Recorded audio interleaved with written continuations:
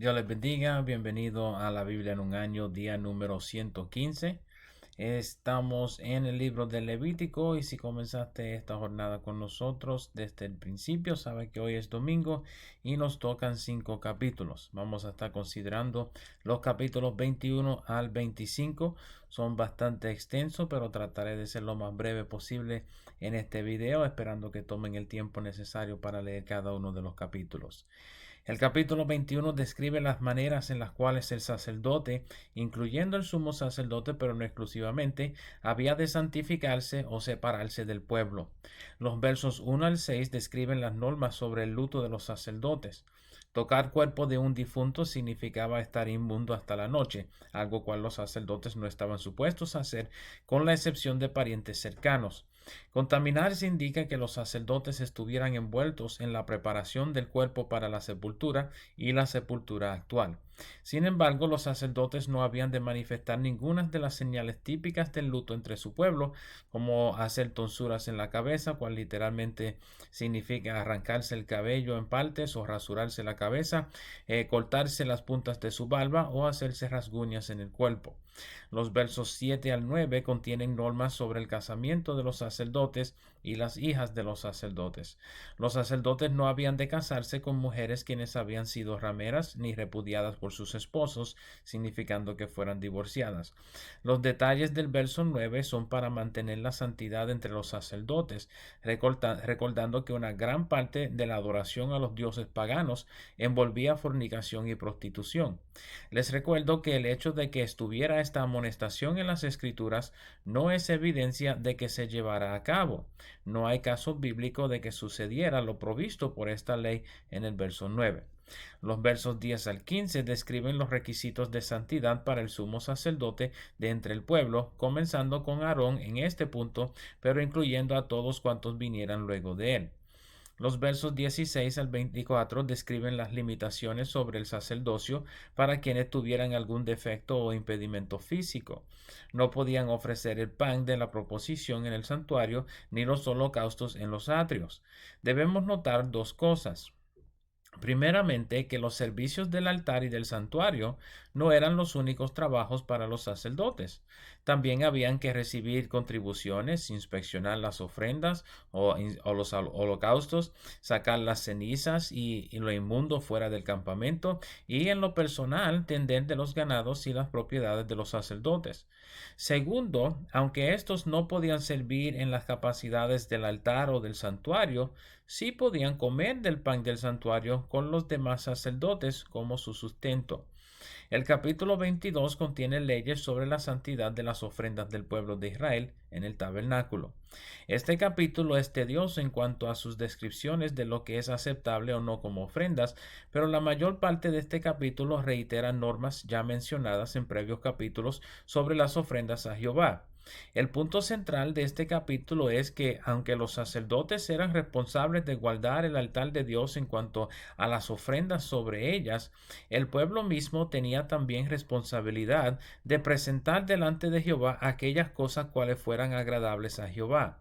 Los primeros 17 versos del capítulo tienen que ver con el adorador, quien presentaba las ofrendas. Ninguno inmundo se había de acercar al altar de Dios ni al tabernáculo para hacer ofrenda a Jehová. Estos versos detallan algunos casos específicos cuales pudieran hacer inmundo una persona, como tocar un cadáver, haber tocado un reptil o estar sanando de lepra. Durante estos momentos no habían de allegarse al tabernáculo de Dios. Los versos 18 al 25 tratan acerca de las ofrendas como tal, presentadas delante de Dios. Los holocaustos y las ofrendas de paz habían de ser sin defecto. Los sacerdotes inspeccionaban los animales antes de ofrecerlos sobre el altar, pero el adorador tenía la responsabilidad de asegurar que fuera sin defecto antes de llevarlo al tabernáculo como ofrenda. Noten en el verso 23 otra estipulación sobre el cumplimiento de voto, cuál es ofrenda de paz. Un buey o un carnero de más o de menos significa que tuviera pata o rabo más largo o más corto y se podía ofrecer como ofrenda voluntaria, pero no se podía ofrecer como cumplimiento del voto. Los versos 26 al 33 definen unas reglas sobre la cría de animales para el sacrificio. 7 días habían de estar con su madre antes de ser considerados para ofrendas. Los sacrificios se habían de comer el mismo día, aunque no era necesario siempre terminarlos en un día como fue mencionado previamente, simplemente que se tenía que participar de la ofrenda el mismo día que se ofrecía. El capítulo 23 trata acerca de la celebración de las fiestas solemnes. Noten en los primeros 4 versos que las fiestas solemnes, la mayoría de ellos, no todos, habían de ser de una semana cada uno. En algunos casos se extendía un octavo día y en algunos de los casos es un solo día.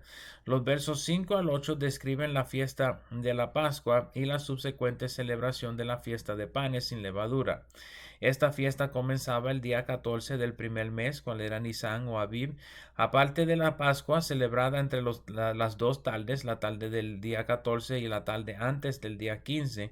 Recuerden que el día de los judíos comenzaba a las 6 de la tarde. Los hebreos habrían de presentar ofrenda encendida los 7 días de la fiesta de panes sin levadura. Los versos 9 al 14 tratan acerca de las primicias de la cosecha cuando habitaran en la tierra prometida. Este día del ofertorio de las primicias coincidía con el sábado alto de la fiesta de panes sin levadura, cual era el primer día de la fiesta.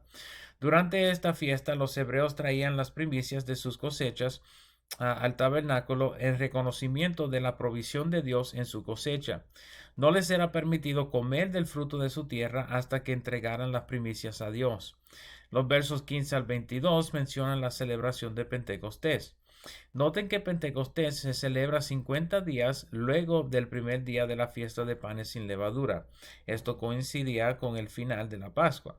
Se contaban 7 semanas y el próximo día se volvía a presentar una ofrenda de la cosecha. Pentecostés, cual significa literalmente 50 días, también es conocido como la fiesta de semanas.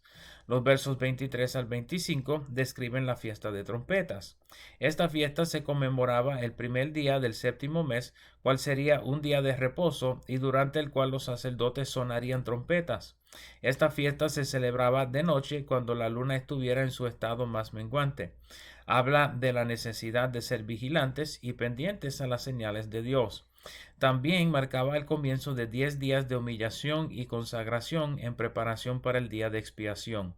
El día de expiación se celebraba el 10º día del séptimo mes y es mencionado en los versos 26 al 32. El capítulo 16 del Levítico explica con detalles lo que era el día de expiación. Los versos 33 al 44 hablan acerca de la fiesta de tabernáculos, también llamado Sukkot. Esta fiesta conmemoraba la jornada de Israel por el desierto. Durante esta fiesta, todos los hebreos habían de construir pequeñas moradas en las cuales habitarían por el espacio de una semana. Esto conmemoraba el tiempo en el cual habitaron en tiendas durante su jornada por el desierto en busca de la tierra prometida. Esta fiesta es la base de la declaración de Juan en el primer capítulo de su Evangelio, cuando menciona que Jesús o el Verbo hizo su morada entre los hombres, en Juan capítulo 1, verso 14. Debemos notar que cada una de estas fiestas de Israel señalan a Jesús, no tan solo la Pascua, sino cada una de las fiestas. El capítulo 24 comienza con instrucciones sobre el aceite para las lámparas del santuario. Aarón había de mantener el candelero encendido desde el atardecer hasta la mañana. El pueblo había de hacer accesible el aceite de olivas para las lámparas, ya que se utilizaba todos los días. Los versos 5 al 9 dan instrucciones sobre el pan de la proposición. Pueden notar en el verso 8 que el pan de la proposición se cambiaba cada día de reposo, o sea, cada 7 días, y para ser presentada delante de Jehová para cada una de las tribus. Los versos 10 al 15 contienen un caso de blasfemia entre el pueblo y el juicio del individuo blasfemo. El caso trata de un hijo de una israelita de la tribu de Dan, hijo de un egipcio. En un argumento o pelea con un hombre hebreo, este individuo maldijo el nombre. El nombre es la referencia al tetragrama de Jehová, indicando que maldijera a Dios en su furor. Al ser escuchado, fue detenido y metido en cárcel hasta que Moisés inquiriera de Jehová lo que había de hacerse con el hombre. Deben notar ahí también la mención de una cárcel para el pueblo de Israel en el desierto. Al oír su caso, Moisés lo manda a sacar del campamento y que los testigos pusieran sus manos sobre su cabeza, indicando su juicio, y lo apedrearan fuera del campamento. En el verso 16, este castigo se establece como norma para quienes blasfemaran el nombre. Los versos 15 al 23 incluyen instrucciones sobre casos semejantes y el verso 23 indica que el pueblo hizo lo que Moisés les indicó. En hacer esta distinción entre el pueblo, Jehová marcó una distinción entre sí mismo y los dioses ajenos, cuales no eran santos ni tenían poder alguno. Tal ejemplo hizo un precedente entre el pueblo de Israel para que reconocieran la santidad de Jehová y la santidad de su nombre. El capítulo 25 habla acerca de las normas sobre el año de reposo de la tierra y el año de jubileo. Para Israel, cada séptimo año la tierra había de reposar. Esto significaba que no se podía sembrar el séptimo año, sino que se recogería solo lo que crecía por sí mismo en la tierra. No se había de labrar ni cultivar. Esta ley es significante porque es la razón principal mencionada por Jeremías de los 70 años de cautiverio del pueblo judío. Durante el año de descanso, la tierra produciría el sustento de los habitantes hebreos por mandato de Dios. Este año de reposo era señal de la confianza en la provisión de Dios. También servía como una señal para marcar los años de jubileo mencionados desde el verso 7 en adelante. El profeta Jeremías cuenta 490 años en los cuales no se celebró este año de reposo de la tierra, por lo cual Dios llevó cautivo el pueblo por 70 años. 490 años dividido por 7 era 70. Este verso es este capítulo, perdón, es bastante extenso, pero deben notar su punto principal, cuál es la restitución de todo a su normalidad. Durante el año 50, llamado el año de jubileo, toda deuda se perdonaba, toda tierra se devolvía a su dueño original y todo esclavo era puesto en libertad. Este año se marcaba con gran celebración y era un tiempo solemne entre el pueblo de Israel. Estamos hablando del año de jubileo, el año número 50. Noten en el verso 11 que tampoco se había de sembrar durante el año de jubileo. Esto indicaría que entre el año de jubileo y el previo año de reposo, Israel estuviera 2 años sin sembrar la tierra, dependiendo completamente de la provisión de Jehová. Pueden notar en la lectura del resto del capítulo cómo habían de medir el tiempo de esclavitud o servidumbre, rentas de tierras y otros negocios con respecto al año de jubileo. También deben notar en el verso 23 que la tierra no se había de vender en perpetuidad porque le pertenece a Dios. Noten cómo Dios se refiere a su pueblo como forasteros y extranjeros para con él. Esto es indicativo de un plan divino para la redención eterna y da nuevo significado a las palabras del escritor de la epístola a los Hebreos, quien nos dice que los patriarcas anduvieron como peregrinos entre la tierra prometida, buscando siempre la ciudad cuyo arquitecto y constructor es Jehová. Noten las reglas sobre el dinero en los versos 36 y 37. Dios demandaba justicia entre su pueblo y no permitía préstamos con usura ni intereses. El verso 39 prohíbe la esclavitud de un hebreo por otro y define que se tratará como siervo o criado.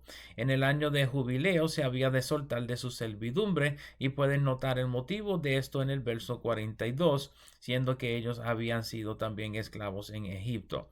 Deben prestar atención al proceso de rescate mencionado en varias maneras en este capítulo, porque vendrá a ser de importancia en algunas de las historias del Antiguo Testamento, cuales aún habemos de leer. Estos han sido los capítulos 21 al 25 del libro de Levítico. Espero les sea de provecho. Nos veremos por esta parte mañana. Dios me los bendiga. Dios les guarde.